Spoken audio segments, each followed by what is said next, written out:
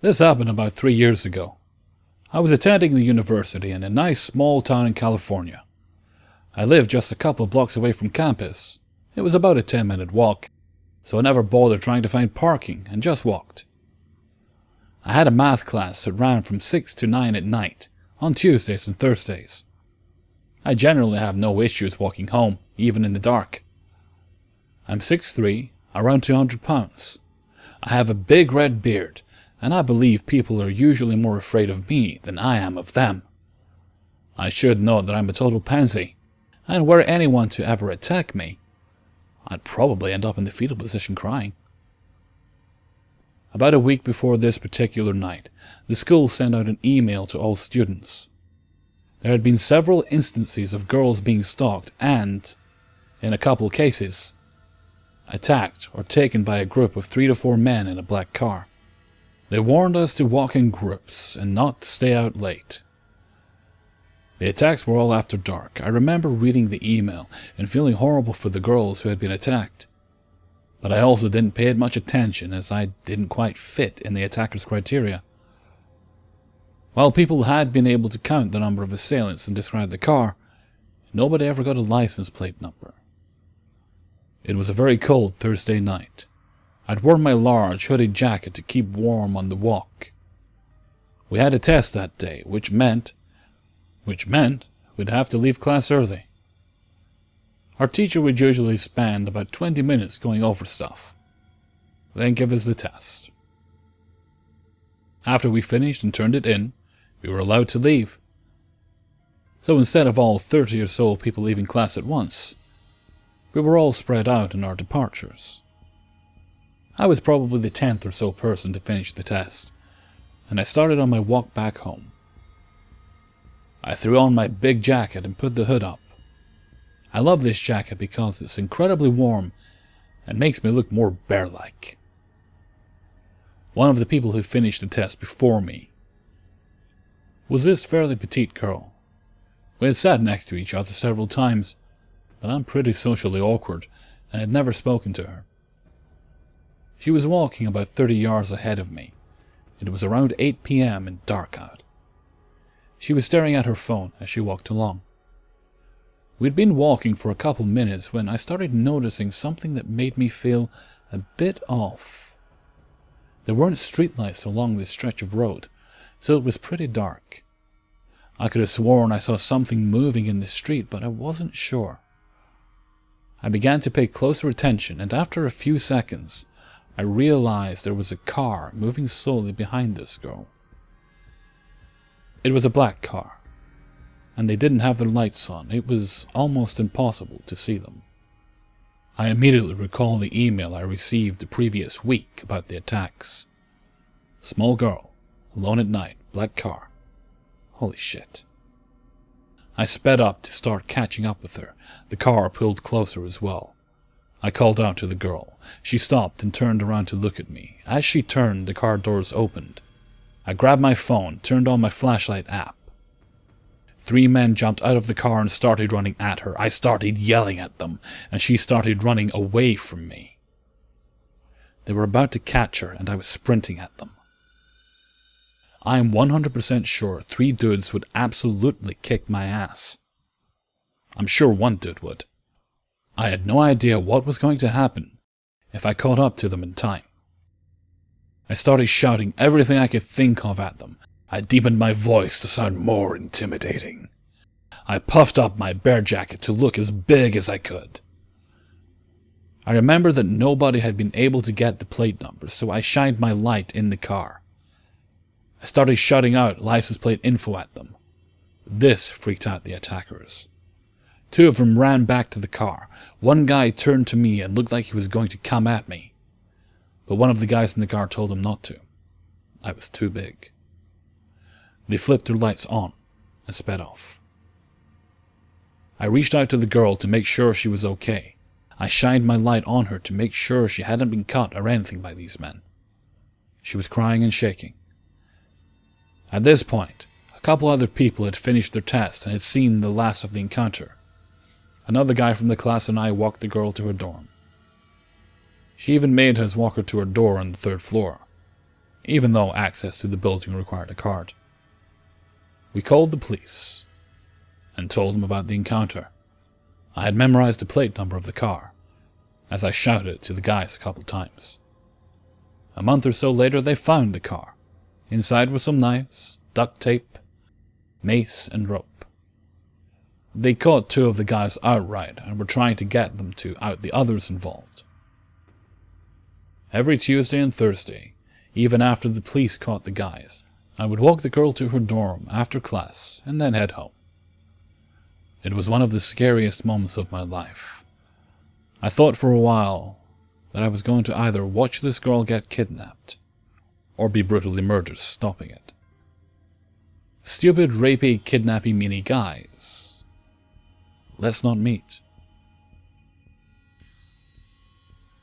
In my childhood neighborhood, my neighborhood's pool was larger than the other surrounding neighborhoods, so people often visited ours instead. When I was 8, I went to the pool with my sisters on one of the first days of summer, as I always did. When the lifeguards kicked all the kids out for adult swim, I sat down in the pool chair next to my sisters.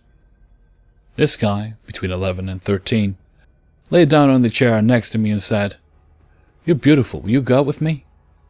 My sisters thought it was funny and teased me about it, so I just kind of laughed. But it made me uncomfortable. I was really shy back then, so I wrapped my body up in the towel I brought to cover my body, which he was staring at very openly. He introduced himself as Chris and kept trying to talk to me, and I was too shy to tell him to go away, so I let him keep the conversation going, even though it made me uncomfortable. I soon forget about it, until I went to the pool next time. There he was, telling me how pretty I was, petting my hair, asking me to go out with him, and introducing me to his disabled grandmother, who brought him to the pool. Anyway, one day this girl came up to me and asked me if Chris was bothering me. I lied and said I really didn't care, and she rolled her eyes and joked about how he used to ask her out too, and that she was glad he'd found someone else to pine over. The girl, Elizabeth, started hanging out with me when I went to the pool, which was almost every day since I was allowed to go by myself if I wanted. She explained that she and Chris were good friends from a different neighborhood, but came to our pool because it was bigger and had more room for his grandmother to work on her physical therapy for her legs. We became great friends and laughed about how Chris was always following us around and asking me out. One day I noticed that Chris followed me all the way back to my house and tried to hide behind a mailbox when I turned around. As funny as that sounds, I didn't think it was funny back then, and rushed back into my house. I began to notice that he was getting more aggressive and annoyed with me for refusing to date him.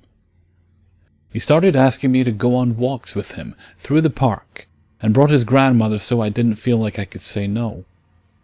He would take me into the woods or behind the jungle gym, out of sight from his grandmother, and make creepy comments about my body and touch my cheek while telling me how pretty I was. He'd pet my hair and try to bounce the curls, like stretching out a spring and watching it curl up again. His grandmother would offer to let me sit on her lap during these walks while she controlled her chair, which made me really uncomfortable because I didn't know her well, and being a stupid, ignorant 8-year-old, I thought her atrophied legs were a little gross. He continued to follow me home, even when I took a shortcut through the woods or the long way that led in circles. His presence began to make me nervous because I wasn't sure what would happen if I continued to turn him down. I started avoiding the pool when his grandmother's handicap van was there, but I'm pretty sure he just fixed that by showing up later than usual, so I'd already be there when he arrived. All of my friends, including Elizabeth, thought it was funny, so I never told them I didn't want to go to the pool anymore, and I never brought it up to my sisters or parents. So if someone asked me to go with them, I'd just go and hope he wasn't there. Finally, during the last week the pool was open, I went to the bathroom. The bathrooms are a bit off to the side of the pool and closed off with a large heavy metal door so kids don't sneak in and vandalize it at night. The second I entered, the door shut behind me and the lights turned off. Then I heard Chris say, "I'm not letting you out until you agree to go out with me." And he locked the door. The bathroom was cold and pitch black, and I was terrified of the dark at the time. The tile was that disgusting, slimy, wet feeling that tile gets when it's wet, with bits of dirt and sand on it. Which is why I never liked going in there in the first place. It also smelled like chlorine, and a typical subpar public restroom. Stuff of nightmares for an 8-year-old. I started banging on the door and screaming for help, but nobody could hear me because of the really heavy door and the location. But then some angry soccer mom started screaming at me to stop pranking her and how much trouble I was in. Turns out that she'd been locked in there too, and was mad that while she was peeing, the lights turned off. She called for help with her phone, and I was eventually let out of the bathroom. Being 8, I didn't think about it much, but I now realize how creepy the whole situation was. I should have told someone the first time he followed me home, and it never occurred to me to just stop going to the pool. The lifeguard stopped allowing people from other neighborhoods, due to an unrelated series of break-ins, and I'd heard that he was banned from the pool for locking me and the mom in the bathroom. But the next summer, I saw a boy who looked just like Chris, but taller, and with blonde streaks dyed into his hair.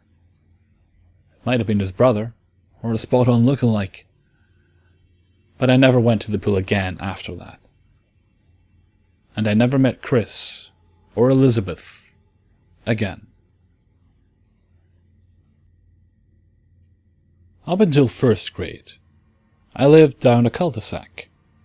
The road was shaped like a lollipop, and my best friend lived right where the stick meets the lolly, if you will. She was a couple years older than me, the youngest of 4, and was the only girl. Naturally, her older brothers taught me everything I know, years too soon. We would tag along with them as much as it would let us. One day we followed her youngest brother to the Blues store, down the main road our street was off of.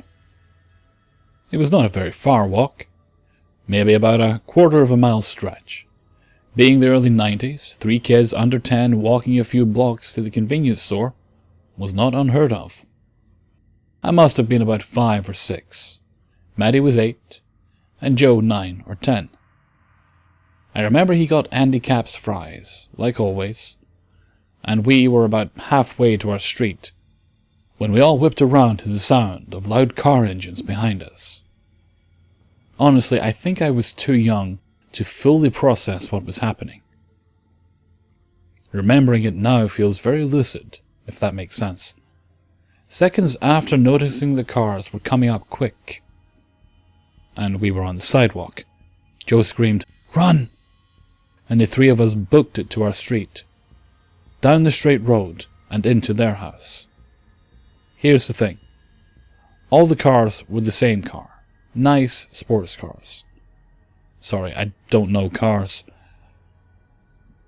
But I know they were new. And they were each a different colour. One was red, one was black, and one was yellow. Same car, different colours. Shiny paint, and very much in unison. They revved their engines as they drove behind us, not coming up next to us or cutting us off like they could have. We were young. How fast could we really have been running? We got to the house, slammed the door behind us, and went to the front windows. We watched those 3 cars circle the block several times before driving away. I don't know why we ran. I just remember that feeling of panic. Joe must have felt the same feeling, having told us to run. We were followed, so the feeling was correct. Again, I don't think I could fully process it, I was just doing what I normally did, mimic my friend, who mimicked her brother. I do know, however, that Joe was scared, even after they left. I don't know who they were. I don't know why they would chase 3 kids. I also don't know why they didn't come back, knowing what house we ran into. Maybe they were older kids who were trying to scare us. Obviously, let's not meet. I wouldn't even be writing this story here if I didn't think I saw them again. But I think I have seen them again. About a year ago now, Route 1 on Saugus, Mass. About an hour from my childhood town. I saw a situation going down with 4 vehicles. It was late at night, after midnight. My boyfriend and I were always taking long drives, but I can't remember the specific reason we were there that night. Anyways, we came out of a 7-Eleven and got in my car. We looked ahead and saw 3 trucks circling another random car. I should explain how Route 1 looks. Basically, it's one of those annoying roads that you never U-turn on. You know, it's 3 lanes across. You have to take the right and cross the street at a light in order to loop over and merge into the opposite direction. It's also lined with plazas, retailers, grocery stores, a mall, etc. on both sides. For the most part, the parking lots connect somehow at the back of the buildings, like where the 18-wheelers go to drop off stuff, so that you wouldn't have to get back on Route 1 to go over to a plaza or 2. Right, so we see this going down. I was right in front of one of those tiny buildings with a bank ATM, so they weren't hidden or far back off the road. Immediately, I was shocked to see what looked like a high school fight about to go down. 3 bully trucks on 1 random car. Let's call it a Corolla. I mean, they were all the same truck. 3 of the same truck in 3 different colors. 3 nice, souped-up, shiny painted trucks in unison. 1 was black, 1 red, and 1 yellow. They all had their big spotlights shining on the brownish Corolla from the rack bar. I had to look that up. But I couldn't hear anything if they were talking, and nobody got out of the car. After half a minute, the Corolla quickly reversed from them and sped away, towards the back of the 7-Eleven and around to an entrance to Route 1. Right away, all 3 trucks did the same thing at the same time. They all shut off their headlights and followed the car. My mouth was on the ground. Yes, it was the most exciting thing I'd seen all day. So yes, I followed them to see more. I just could not believe that this was happening. It didn't make any sense. They called a lot of attention to themselves already, being that there were 3 huge trucks of the exact same make, model, and accessories. Then they all shut their headlights off and raced after the little car? How would they not be afraid to get tagged? There are a lot of cops on Route 1, and it was late. I only followed for a minute or 2 due to my boyfriend reminding me of how bad an idea it was to continue. Once they got on Route 1, they looped over to the other side. I saw them behind the plazas on the other side though, headlights off, following one another, clearly looking for the Corolla. I didn't call the cops because I really didn't know what was happening. What would I have said? I didn't even really think about all this until the other day when I was reading stories on Reddit. Then I remembered the 3 sports cars when I was young. All too much of a coincidence to me. I tried looking it up once to see if there was a group or something known for driving the same car in different colours, but, as expected, I found nothing. I'm writing this to share my experience, but also because I'm genuinely curious. Does anyone have a similar experience? Maybe it's a stretch, but it is a strange coincidence. I know I don't want to meet those cars again. Hey everyone, Hellfreezer here, and thank you very much for listening to episode 47. Right, so, I'm going to try something a bit different. Not sure if it's going to happen this week or next week, but I'm going to try doing a few themed videos. I've seen a couple of requests for those, so I think the time's come for me to actually give it a shot. Right now I'm working on a Tinder stories video. Basically, 3 Tinder dates from hell. That's the idea I'm going for. I was very lucky and I got 2 responses back quite quickly, which I was surprised about because the thread I was sourcing them from on Reddit had been dead for about 3 months. So I'm waiting on 1 more response back. When I get that, that will be the next video whenever. So probably not Tuesday, but hopefully later in the week. And of course I'll still have my usual 3 True Scary Stories videos, and either fairy tales, creepypastas, myths, something along those lines. I do have another story by C82. You enjoyed the other 2 stories of his I put up here, so I was very fortunate that when he told me about the one with the devil, there was also another one he mentioned, and he's allowing me to use that too, so I might have that up before, let me think now, when will I do that? Well, before Sunday, certainly. I may actually make that my upload for this coming Sunday. Okay, a bit more recording to do, so I'm gonna run for now. So until next time, thank you very much for listening, and take very good care of yourselves.